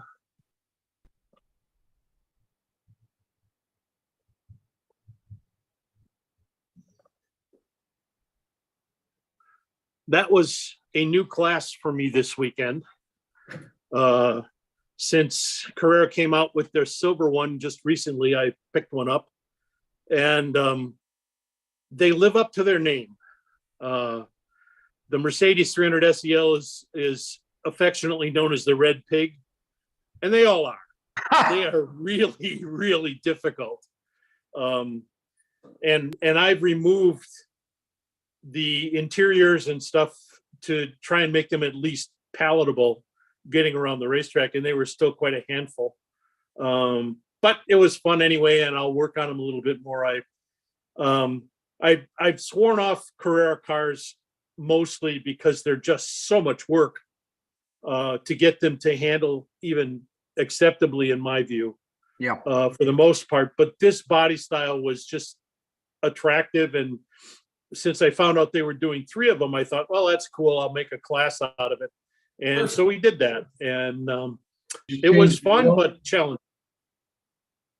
Well, the real cars weren't all that nimble anyway, Michael. So You know, they are what they are. I mean, you know, not Yeah. every car has to be your fastest car. Oh, no, I'm not worried about them being fastest, but being able to get them around the track without, you know, completely tipping over. And I truthfully, I had very little development time with them. And Right. plus, two of them have severely bent chassis and I didn't have time to get them straightened out, but I wanted to get them running. I just got it last week, Wednesday. So Okay. it hasn't had any development yet. They'll be better when I get them done. And note that in the one of them, the red one, has Garth's wheels on it. So, but I've got a wheel that I want to show him. That's the original wheel on that, and I want to see if I can get those done. So I'll get a set of 3 of them for those 3 cars, and they're still 5 spokes, but they're a different design than the torque thrusts that are on that one. Is that like, but the wheels worked really well. is that the Pioneer wheel, Mike, that you put on there? No, that's the torque thrust Mustang wheel. Oh, okay. You need to go back Yeah. to your favorite tuning aid there, Michael. What's that? Oh, magnets. No, not happening. No, no, no. A lot of drum Mike, line. you got some more. Pardon me? Mike, are you all done? No. Question. I have Mike, excuse me a second before you go away. Have you removed the interiors from these? Yes. Right, okay. I thought they looked a bit rough inside, so yeah. Yeah, I removed the interiors and I'm gonna build either a Lexan one or build up one from Card and use them on all of them. So that's my plan for them. Yeah. It's a nice interior that's in there, so I may try to do my first attempt at a Lexan vacuum formed interior and see what happens with that. But expediency determined that they barely made a corner with the interior in them, so it was important to just pull them out and race them and then develop them further. You have to do so much work on these in order to get them to run even halfway decent. The front wheels are independent with the guide. I was intending originally to run them stock, but they were hopeless. I mean, you could get them around there. And of course, the original tires are just garbage. They're really, really impossible. It was even turning the voltage down as far as I could. It was difficult. Well, they look nice. Yeah, they do. They look nice. And with an interior in, they'll be acceptable. I have taken and put the SEC insert in for the guide, and they've got all of them have a full axle in the front now and a different guide in it. So that's been done. So, it'll be just, spending a few hours on them, but I've got probably about 4 or 5 hours of mucking about with them, each one, in order to get them to be acceptable in my view. Yeah. And they were decent. The video is up if you want to see how they did. There were a fair amount of crashes, let's say. But it was fun nonetheless. And the second race we did was Group C's, and I used the R89 Nissan and to see the newer one, to see if it was as good as people are saying. And yeah, it is. Right out of the box, I could lean on that thing in the corners with a set of G25 tires only and loosening the pod and setting up the front end. They were really fast. I mean, it was really fast. It was really, really good. So it was fun. And our third race was, we actually did this race the week before, but it didn't get videoed. So we decided to do a full length race on it. We did a short race the week before, and we did Scalextric Mercedes. And I felt good because I took 2 out of the 3 races. This is the one I lost, unfortunately. So, but it was still close. The times of the 3 cars in qualifying were within hundredths of a second. So the cars were well balanced. Mine did some strange things in the middle of the race, just, impromptu D-slots, and for no reason, it seemed like. But they didn't take kindly to some of the bumpiness on my track. So I've got work to do on them, but that's part of the game. So I'm looking forward to having a better result with those. And they were reasonably quick. I'm not, like I said before, I'm not interested in making them fastest cars on the track, but I want to keep them even, and I want to keep them so so you can race them without having to worry about flipping over every corner and just baby it there. So it'll be fun. That's all for me. All right. And on that note, we're going to end the live stream and keep chatting about other things. So until next week, everybody wave bye. And Bye-bye. end the stream. And wait till it says ended. And now it says ended.